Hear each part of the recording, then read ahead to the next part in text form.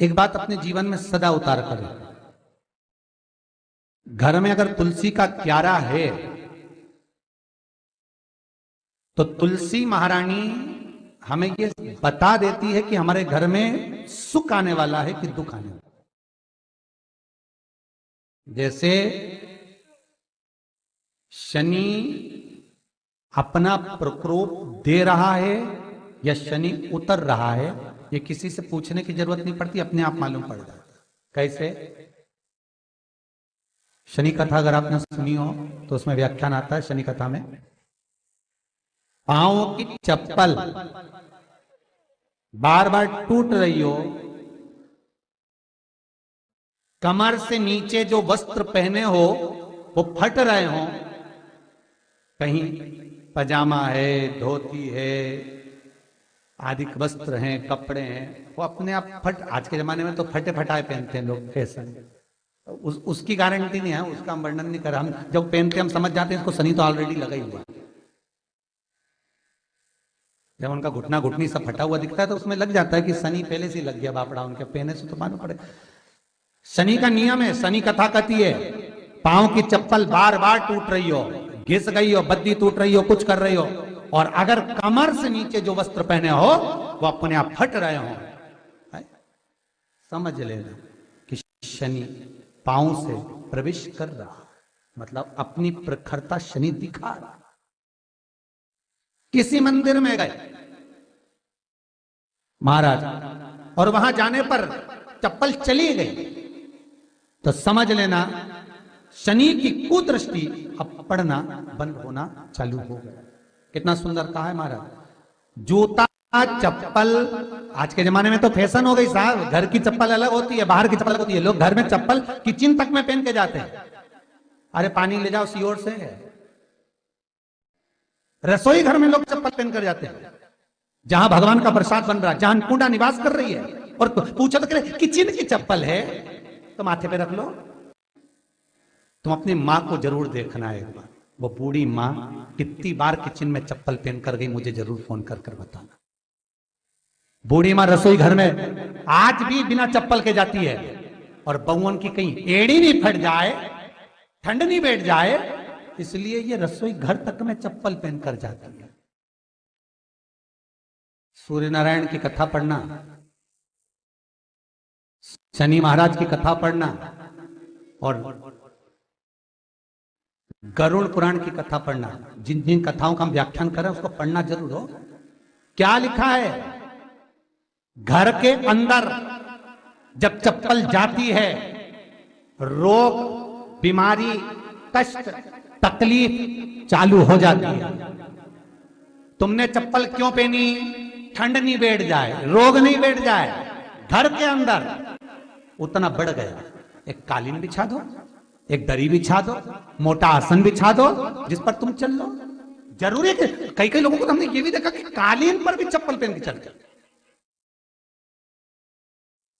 और ब्राह्मणों को भोजन परोस रहा है, गुरुजन को भोजन परोस रहा है, ठाकुर जी की थाली बना रहा है, ठाकुर जी का थाल लगा रहा है, तो भी चप्पल है पांव। तेरा क्या होगा रे कालिया, क्या होगा? विचार तो करो। देह पड़ी रे जाए यहीं पर, फिर कुंडल और नगीना, क्या हरि नाम नहीं तो जीना। अभी भी सुधर जाओ रे, अभी भी सुधर जाओ, नहीं सुधरो तो सिधर जाओ रे। या तो सुधरो नहीं तो सिधरो, थोड़ा सुधरो। रसोई घर में अन्नपूर्णा रहती है। रसोई घर में शिव महापुराण की कथा कहती है जब भगवान शंकर को मां जगत जननी भोजन करा रही थी, शंकर जी ने वर मांगा था अन्नपूर्णा से। ए अन्नपूर्णे, तुम मेरे घर के बच्चों का भरण पोषण कर रही है। इस मृत्यु लोक में जितने मनुष्य जन्म लेते हैं ये मेरे पुत्र कहलाते हैं। तो अन्नपूर्णा ने कहा चिंता मत करना भोलेनाथ, जिस जगह पर एक स्त्री, बेटी, कन्या या घर की बहू या बूढ़ी मां भोजन बनाएगी, उस जगह पर मैं अन्नपूर्णा उसके शरीर में प्रवेश करूंगी और वो रसोई घर नहीं होगा, वो मेरा और तुम्हारा मंदिर कहलाएगा। अब मंदिर में चप्पल पहनकर भोजन का निर्माण करना, ये श्रेष्ठता है। एक आसन पटक लो आप रसोई घर के अंदर, जिस आसन पे खड़े होकर आप भोजन बना लो, मोटा सा आसन रख लो, चप्पल की जरूरत ही नहीं। श्रीमद् भागवत कथा कर रही है, तुलसी का मात्र तो शनि अपनी दृष्टि बता देता है।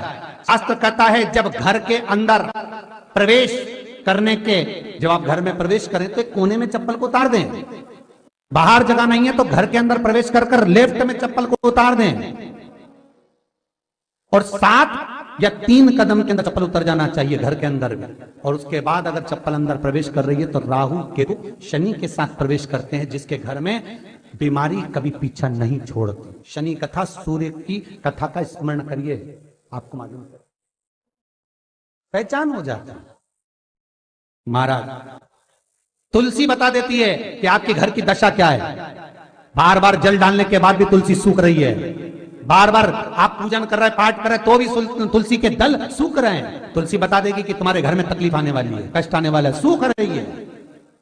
किसी ने जरूर कुछ ना कुछ ऐसा है कि इसमें घर में कुछ तकलीफ आएगी, तुमने लगाया फिर सूखी, फिर लगाया फिर। तुलसा महारानी बता देती है कि कष्ट है। और जिस गमले की तुलसा घेर घमोर हो, फलित हो, आनंद में हो, तो उस घर में फिर दुख नहीं आता, समृद्धि खुद बढ़ती चली। जिन शंकर भगवान को आप जल चढ़ाते हो, जिन ठाकुर जी से आप लाड लड़ाते हो, जिन भगवान कृष्ण का आप स्मरण करते हो, राधा रानी का आप नाम जाप करते हो, जिस परमात्मा का आप भजन कर रहे हो, कीर्तन कर रहे हो, नाम जाप कर रहे हो, नाम स्मरण कर रहे हो, उससे तुम्हारा एक संबंध होना चाहिए, एक रिश्तेदारी होना चाहिए। और उससे जब तुम्हारा कोई संबंध रहेगा, उससे जब तुम्हारी कोई रिश्तेदारी रहेगी, तो उस रिश्तेदारी में जैसे ही आपके प्राण छूटे, और छूटते से ही आप जब गए, तो जाते ही आप कहोगे कि कृष्ण से मेरा ये संबंध है, वो मेरा पुत्र, वो मेरा भाई, वो मेरा बेटा, वो मेरा सगा, वो मेरा रिश्तेदार, वो मेरा कुटुंबी, वो मेरा पुत्र। जब कहोगे तो तुरंत प्रवेश हो जाए। महाराज भगवान से संबंध होना चाहिए। कई लोग भगवान को सवेरे से रिझाने बैठते हैं तो भगवान को बनी बनाई बात कहते हैं, ये पाठ कर लो, ये पाठ कर लो, ये पाठ कर लो, ये स्तुति कर लो, सारा बना बनाया। तुमने अपने दिल से कौन सी स्तुति गाई? तुमने अपने दिल से कौन सा भगवान को निवेदन करा, कौन सा नमन करा? बस सवेरे उठना है, नहाना है, भगवान के सामने जाना है, भगवान को नहलाना है, कपड़े पहनाना है, अगरबत्ती लगाना है, थोड़ा सा शक्कर का भोग लगाना। इतने सारे देवी देवता, शंकर जी, राम जी, गणेश जी, सारे देवता, और 2 खुरमा लेके आए, 1 बालूशाही लेके आए, 2 मठरी लेकर आ गए, 1 मठरी लेकर आ गए, और भगवान को इतनी सी कटोरी में रख दिया। अब बोले, कई लोगों से पूछा, इतनी सी कटोरी में 1 मठरी, 1 खुरमा, और रोज मठरी खुरमा एक साथ नहीं रखती। वो तो आज दिन मठरी का भोग लगा दिया, कल खुरमे का लगाएगी, परसों गुजिया का, परसों पपड़िया का, कोई डब्बे में भरे भराए रखे, रख दिया। और 1 लड्डू रोज लगा देगी, इतना बड़ा। तो पूछा, इतना सा लड्डू और इतने सारे भगवान कैसे खाते होंगे? तो क्यों? भाव से। तो हमने कहा, तुम भगवान को क्यों? बहुत दुख है गुरु जी, बहुत।